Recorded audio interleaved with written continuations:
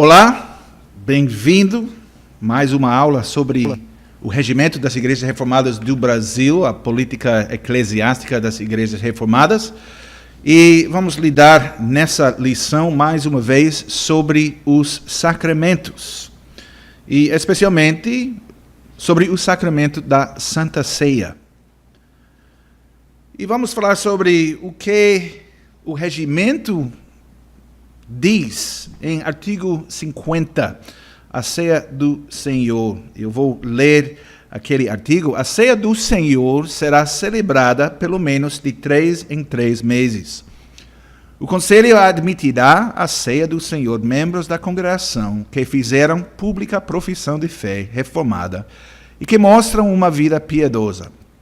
Membros de outras igrejas irmãs serão admitidos com base num atestado positivo sobre sua doutrina e conduta, lembrando-se que os outros casos serão decididos pelo conselho local. E antes de falar sobre o que o regimento diz sobre a Santa Ceia, precisamos pensar em coisas fundamentais. O que é a Santa Ceia? O que é que a Santa Ceia, a ceia do Senhor, significa? Se o batismo tem a ver com a lavagem, a Santa Ceia tem a ver com a alimentação ou a nutrição. Os sinais, nós sabemos, da Santa Ceia são o pão e o vinho. E na época da encarnação do Senhor Jesus, o pão e o vinho eram a comida e a bebida comum. Mas há mais a esses sinais, porque eles também representam algo profundo, o corpo e o sangue de Cristo. O pão representa o corpo de Cristo e o vinho, o sangue.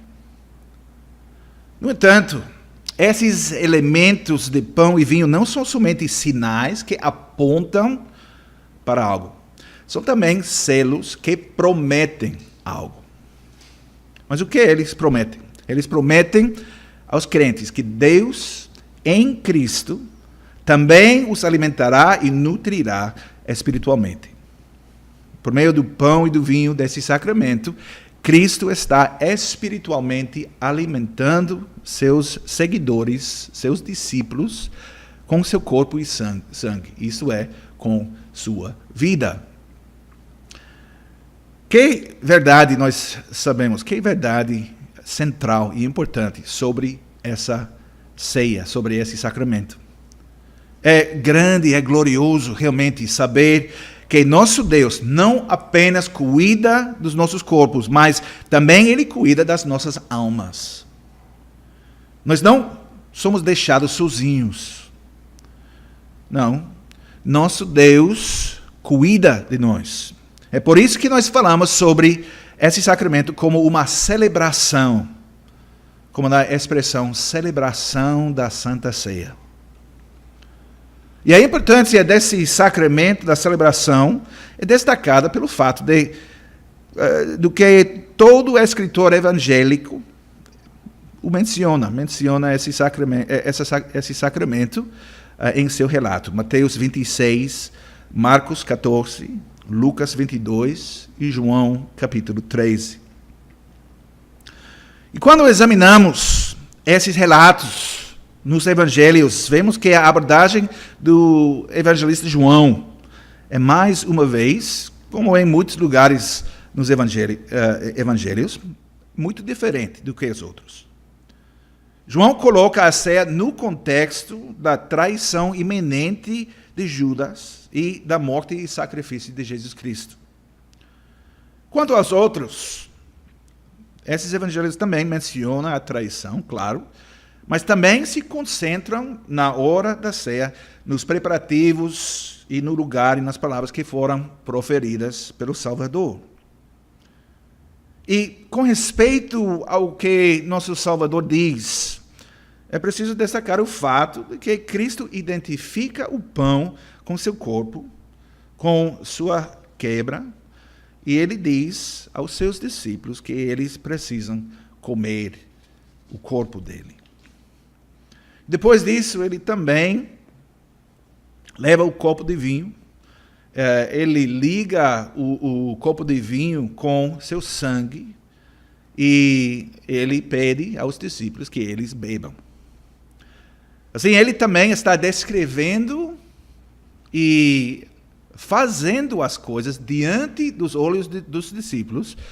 Ele está descrevendo o próprio sacrifício que ele logo oferecerá. Ou seja, o sacrifício do seu próprio corpo e vida. Finalmente, ele diz aos discípulos que eles precisam participar em antecipação de um dia em que eles vão partir o pão e beber o vinho de uma maneira nova e melhor no reino do seu Pai. E outras passagens que afirmam a mesma coisa e que também lidam extensivamente com a ceia, nós encontramos em 1 Coríntios capítulo 10, e versículos 14 a 22, e 1 Coríntios capítulo 11, e versículos 16 a 34. E também importantes são as palavras de Apocalipse 19, e versículo 9, sobre a ceia das bodas do Cordeiro. Então são as passagens bíblicas que lidam com o assunto da ceia do Senhor. Então, uma leitura cuidadosa dos vários relatos evangélicos sobre esta ceia mostra que não foi uma nova invenção, mas que estava intimamente ligada à festa judaica da Páscoa, do Antigo Testamento, do Êxodo. E, de fato, qualquer número de aspectos da ceia, a reunião, comer e beber, o canto, mas especialmente a linguagem do sacrifício, remontam à Páscoa, que nós lemos sobre a Páscoa em Êxodo capítulo 12. E há também o fato que o apóstolo Paulo chama de Jesus de Cordeiro da Páscoa, em 1 Coríntios capítulo 5 e versículo 7. Mas é irônico que este sacramento, que é tão cheio de imagens de sacrifício, da linguagem da unidade, tenha sido frequentemente uma fonte de conflito, divisão, desacordo na história da igreja cristã. E vamos falar sobre algumas das controvérsias sobre a Santa Ceia, também como nosso regimento lida com essas controvérsias. Primeira controvérsia é a pergunta: como Cristo está presente no sacramento? E, sem dúvida, as divergências mais amargas sobre esta ceia foram e são sobre a presença de Cristo no sacramento. Em qual maneira Jesus está presente?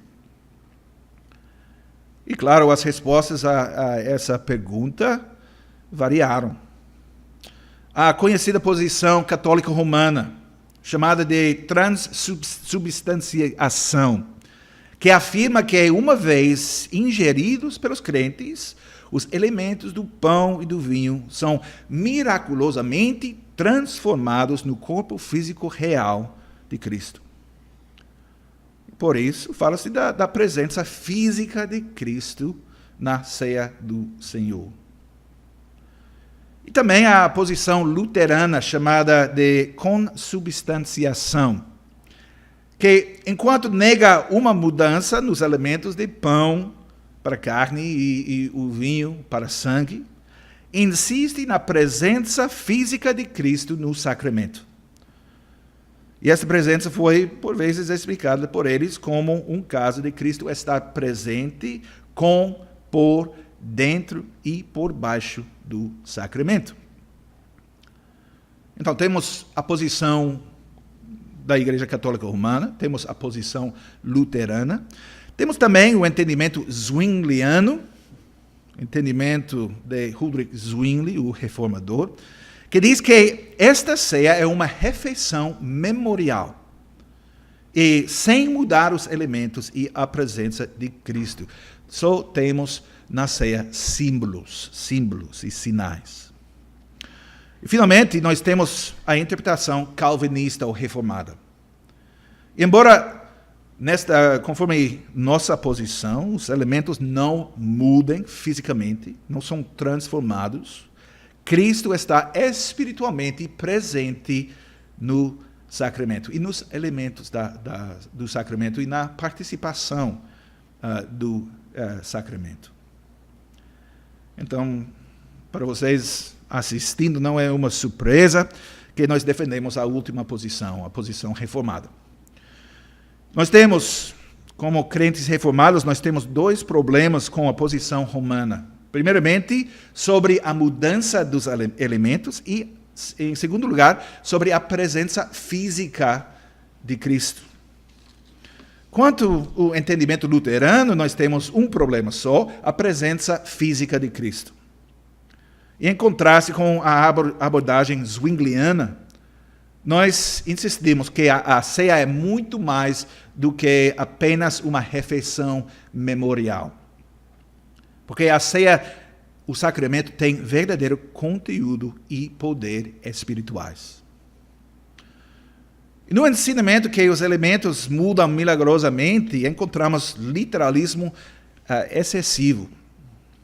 Além de chamar o pão seu corpo e o vinho seu sangue, Cristo também chamou a si mesmo a porta, a luz.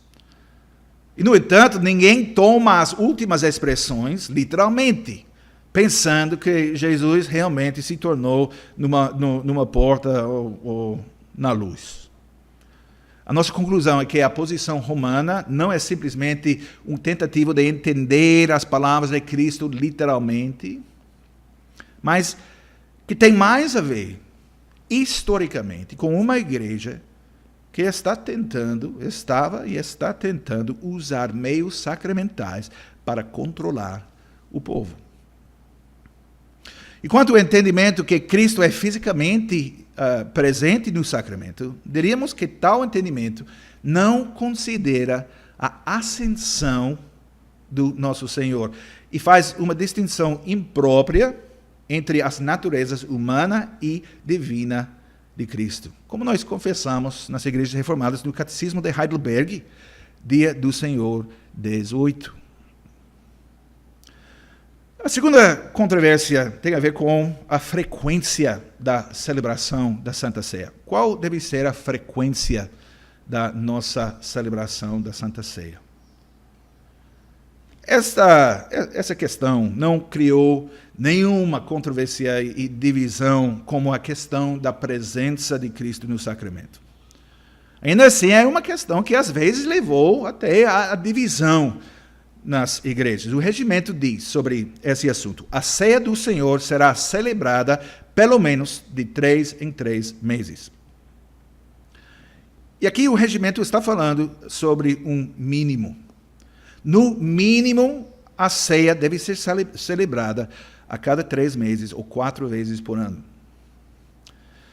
Então, precisamos perguntar, isso é uma declaração feita na Escritura? É um mandamento divino?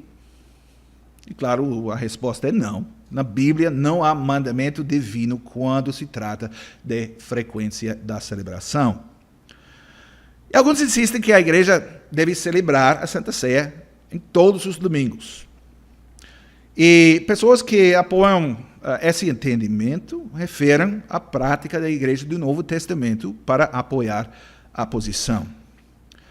E atenção especial é dirigida ao que está escrito no final, nos últimos versículos de Atos capítulo 2, onde a menção do partir do pão, em versículos 42 e 46.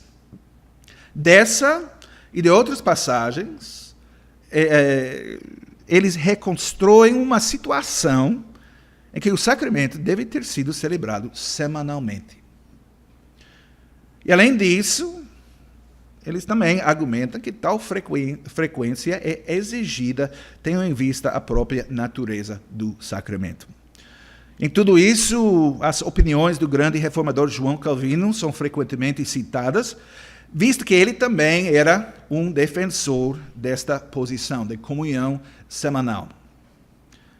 Mas na história ele nunca conseguiu convencer as autoridades na cidade de Genebra a implementar essa prática nas igrejas, mas isso faz pouca diferença.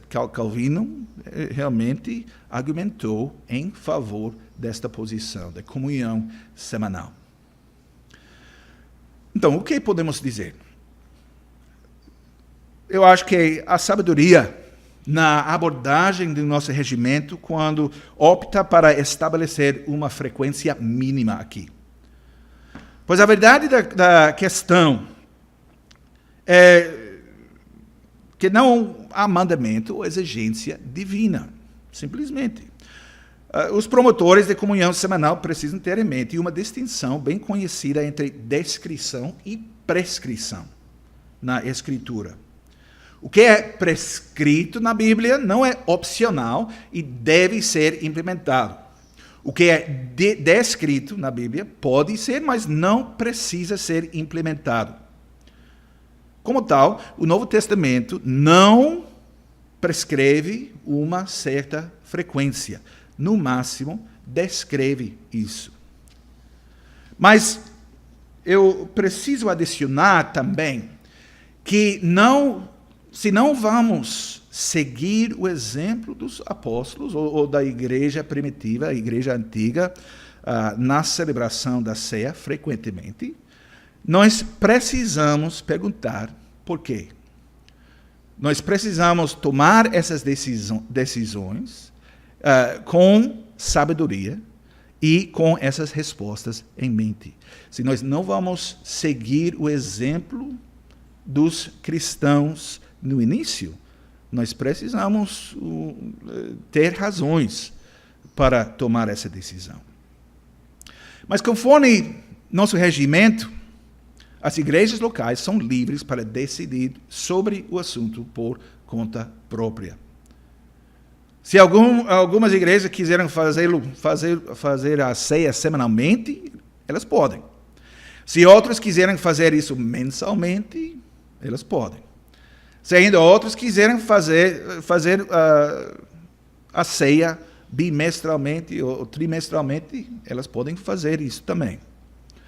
Enquanto as igrejas celebram pelo menos 4 vezes por ano, elas estão de acordo com as provisões do regimento. Mas quero enfatizar esse fato, precisamos pensar seriamente em por que nós fazemos as coisas que fazemos. Porque quando nós tomamos decisões sobre a prática da igreja, só baseadas na tradição, no que nós fizemos no passado, inevitavelmente nós vamos enfrentar dificuldades. Então, nós precisamos tomar essas decisões com muito pensamento. Então, a próxima controvérsia: quem pode ser admitido à ceia do Senhor? E essa área é mais recentemente uma área de controvérsia a respeito da ceia.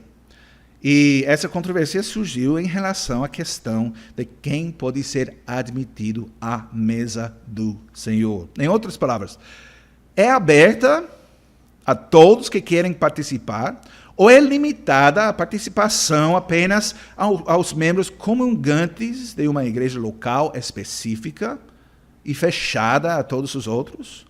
Ou a terceira opção é restrita a membros e visitantes de outros lugares que realizam determinadas condições.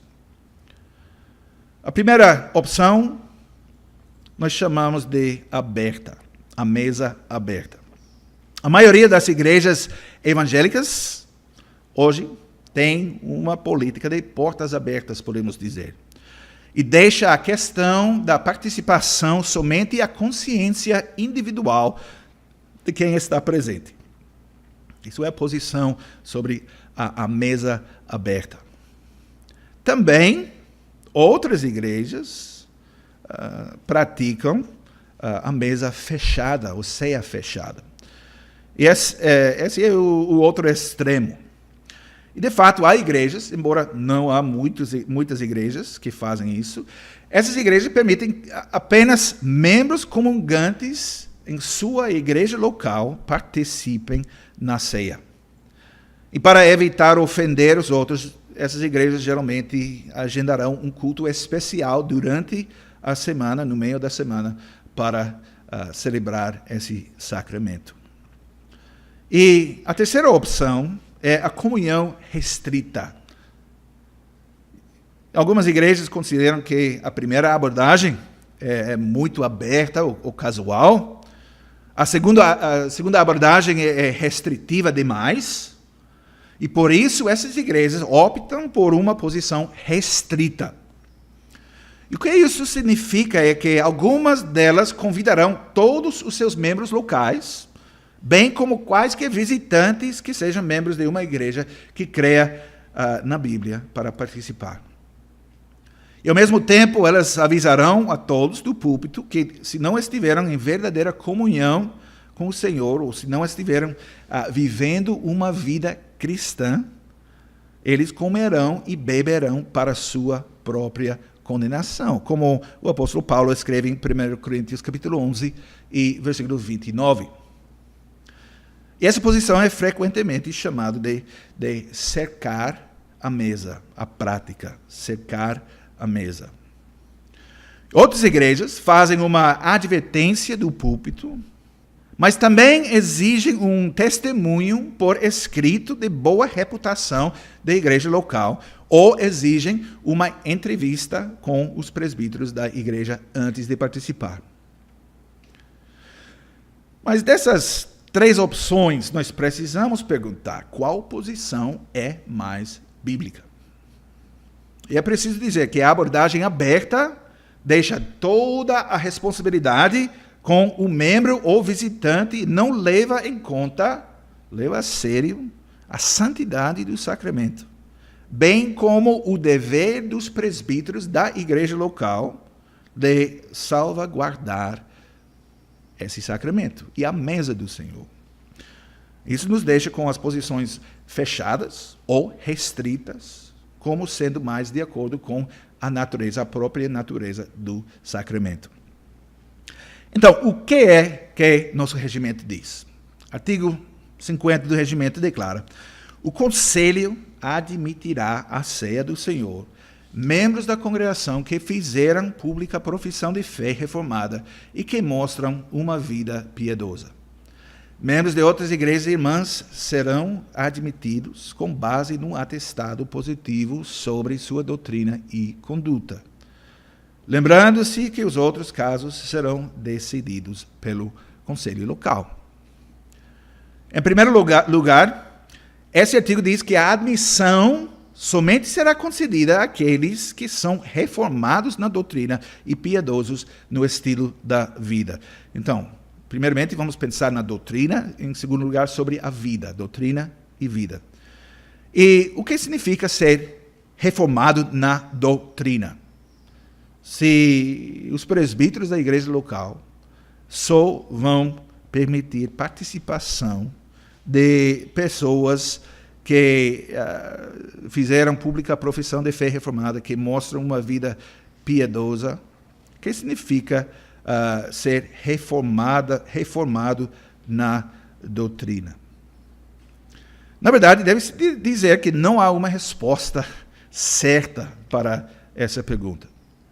E algumas igrejas insistem que isso significa que o participante deve afirmar sua concordância com o credo apostólico, a base da fé cristã. Outras igrejas insistem que se refere ao acordo com as três formas de unidade, os símbolos, os padrões das igrejas reformadas.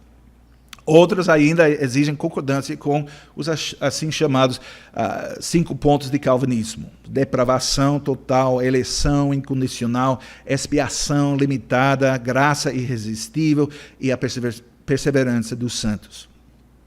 E, finalmente, há também igrejas que fazem uma lista de perguntas e a pessoa solicitando a permissão para participar na ceia precisa assinar essa lista de perguntas, significando concordância. O requisito para participar não é, no entanto, apenas uma questão das crenças ou doutrina de alguém. é também uma questão da sua conduta.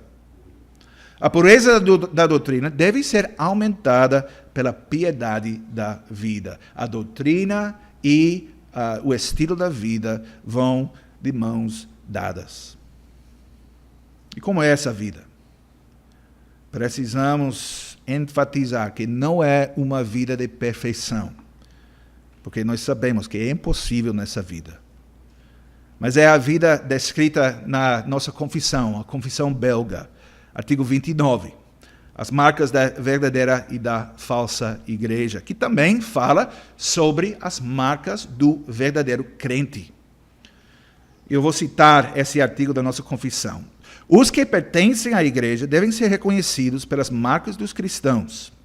Eles creem em Jesus Cristo como o único Salvador. Fogem do pecado e buscam por justiça. Amam o verdadeiro Deus e o seu próximo, sem se desviar para a direita nem para a esquerda, e crucificam a carne com as obras delas. No entanto, ainda permanece neles uma grande fraqueza, a qual combatem pelo Espírito todos os dias das suas vidas. Apelam continuamente para o sangue, sofrimento, morte, obediência de Jesus Cristo, no qual tem a remissão de seus pecados por meio da fé nele. Então, isso é a doutrina e vida dos participantes na ceia. Então, falando sobre atestados, membros de outras igrejas irmãs serão admitidos com base num atestado positivo sobre sua doutrina e conduta, ou vida. Então, o que é esse atestado positivo? E por definição, tal atestado pode ser verbal, pode ser escrita ou ambos. Se na presença de outros você se declara comprometido com o que a Bíblia ensina em questões de doutrina e vida, você está fazendo uma autoestado, pode dizer, verbal. Se alguém lhe atesta e declara que ele sabe que você é uma pessoa correta e santa, isso representa um atestado verbal da outra pessoa. Mas uma possibilidade é que você vai aos presbíteros da sua igreja, peça uma carta que declara que você é reformado em doutrina e conduta, em vida. E eles, por sua vez, colocam isso no papel, datam, assinam e entregam para você. E agora você tem um atestado por escrito. Então, a que se refere esse artigo no regimento, quando fala sobre atestados? O artigo não usa as palavras verbal ou escrito. No entanto, um exame mais detalhado da história desse artigo logo o levará à conclusão de que o que se quer dizer é um atestado por escrito. De fato, por muitos anos, as igrejas reformadas na tradição continental, na Europa, usaram atestados escritos. E provavelmente essa prática remonta ao século XVI e as igrejas reformadas na França. E essas igrejas francesas sofreram muito quando foram perseguidas. E muitos crentes foram espancados, aprisionados, queimados na fogueira. Muitos outros decidiram ou foram forçados a sair a outros países para salvar a sua vida.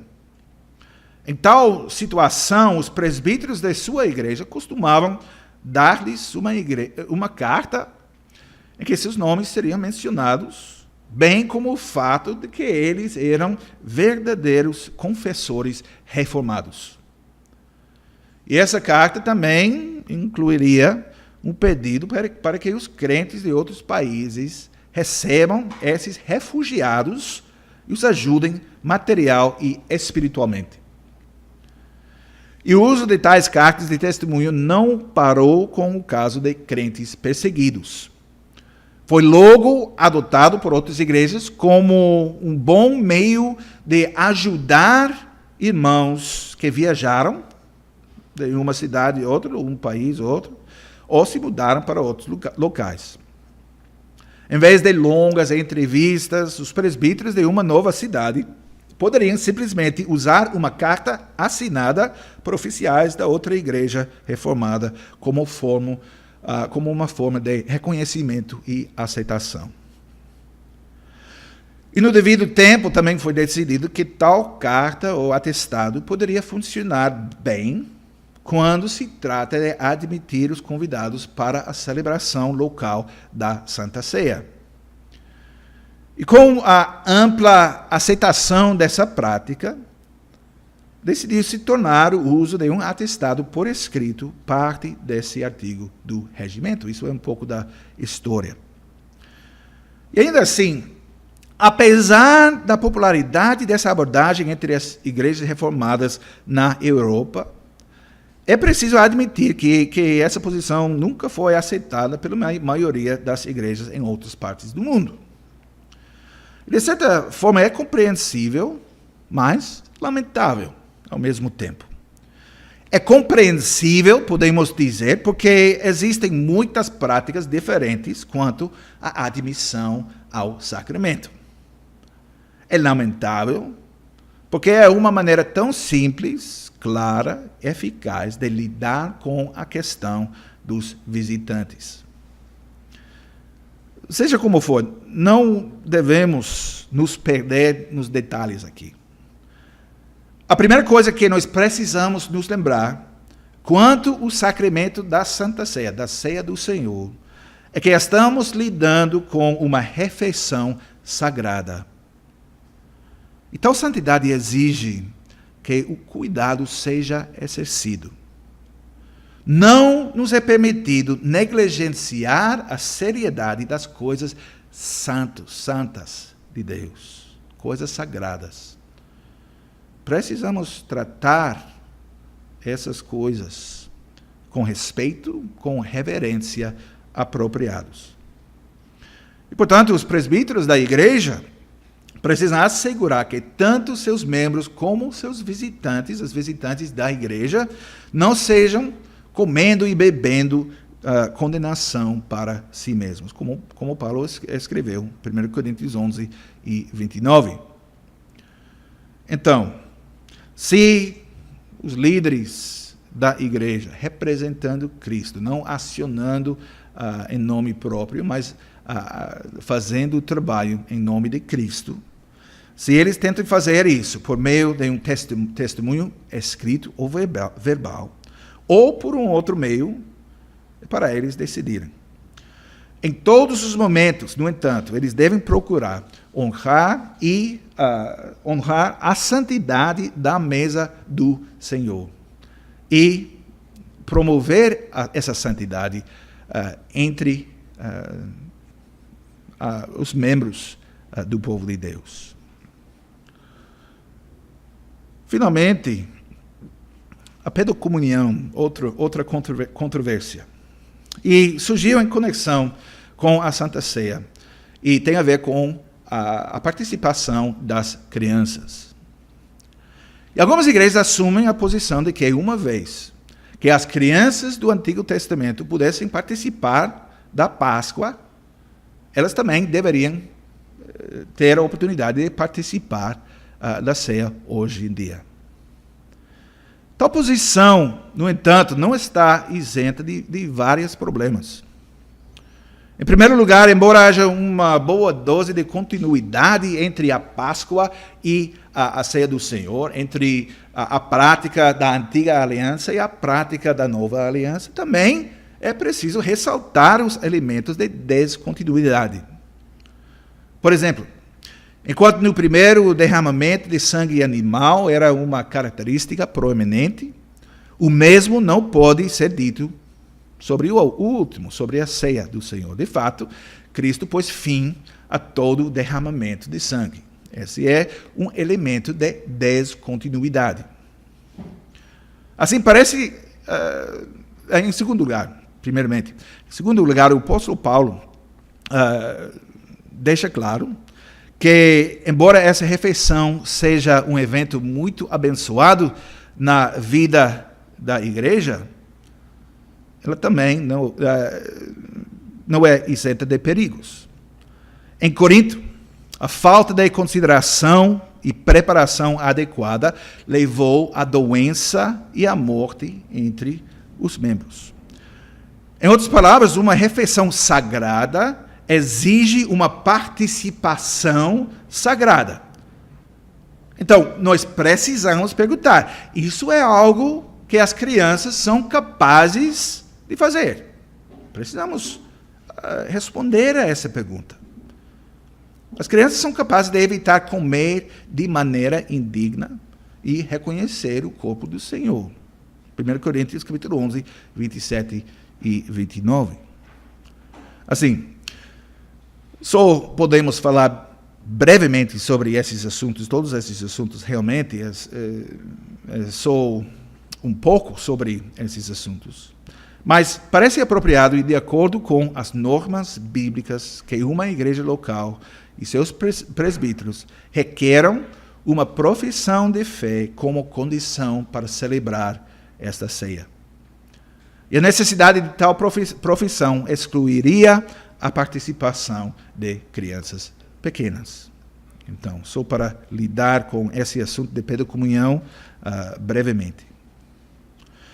Mas para concluir, o fato de o Senhor Jesus chamar sua igreja para celebrar esse sacramento até que ele venha novamente, significa que é uma atividade necessária na vida de todo crente e na vida da igreja como um todo. De fato, os crentes fariam bem em não subestimar o poder desse sacramento para sustentá-los e apoiá-los enquanto viajam por esta vida. E nesse contexto, para voltar mais uma vez à Confissão Belga, artigo 35. Esse artigo tem algumas palavras sábias para nós. A nossa confissão afirma: para a manutenção da vida física e terrena, Deus estabeleceu o pão material e terreno. Esse pão é comum a todos, assim como também a vida é comum a todos. Para a manutenção da vida espiritual e celestial que os crentes possuem, ele lhes enviou o pão vivo que desceu do céu. João 6, versículo 51, que é Jesus Cristo. Este nutre e sustenta a vida espiritual dos crentes quando é comido por eles, isso é, ao ser apropriado e recebido espiritualmente pela fé. Então, nesta aula, nós falamos e focamos sobre a Santa Ceia, a Ceia do Senhor, esse sacramento e a prática das igrejas reformadas quanto à ceia. Nós lidamos com algumas das controvérsias sobre a ceia e um pouco sobre a história da prática da celebração da ceia e a prática atual. E na próxima aula, que será nossa última aula, nós vamos falar sobre alguns assuntos diversos que são uma parte do nosso regimento também, para concluir esse curso. Mas, para concluir esta lição, esta aula, eu quero concluir com as perguntas para revisão. Primeiramente, número 1. Qual é a mensagem central da ceia do Senhor? Segundo lugar, segunda pergunta, qual é o pano de fundo do Antigo Testamento desta ceia, a história na Antiga Aliança? Número 3, de que maneira Cristo está presente nesta refeição? Número 4, quantas vezes a ceia deve ser celebrada? Quantas vezes por ano, por mês, por semana? Número 5, como a igreja deve lidar com os convidados para a ceia do Senhor? E quanto a crianças pequenas, elas deveriam participar? Por quê ou por que não? Número 6, o que você acha da prática de emitir atestados escritos? É uma ideia boa ou ruim? É possível fazer isso onde você mora, ter essa prática de atestados escritos. Então, essas são as perguntas para ajudar no seu pensamento sobre o conteúdo dessa aula. E espero que essa aula sirva como uma bênção para vocês que estão assistindo e espero que vocês podem voltar de novo para assistir lição número 14. Até a próxima aula.